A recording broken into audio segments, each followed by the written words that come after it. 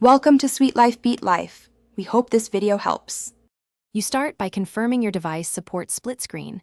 That matters because older phones limit windowing. Once done, close resource-heavy apps so Roblox has memory. This prevents lag. Next, open Roblox and the other app you'll pair with it, chat, browser, or screen recorder. Then trigger your device's multitask gesture or dock. On Android, use recent apps split screen. On iPad, drag app from dock into split. You're ready for the next step, where you place and resize windows. Now you arrange the two apps so controls remain usable. Drag Roblox into one pane and position the second app opposite it. Make sure the divider is placed to favor Roblox if you want smoother gameplay. Allocating more screen means fewer touch mistakes and often lower background CPU contention. If you need more horizontal view for menus, switch to landscape.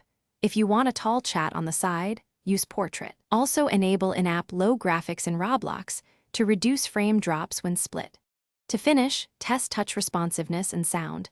Interference can come from the second app grabbing audio or notifications. If you notice lag or stuttering, close background apps first, lower Roblox graphics settings, and if needed, restart the device to clear memory. Make sure network priority goes to Roblox by avoiding large downloads.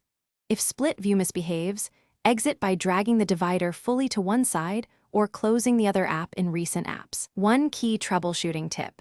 Persistent freezes often resolve by force-quitting Roblox and re-entering split mode. Thanks for watching. Consider subscribing if we helped you.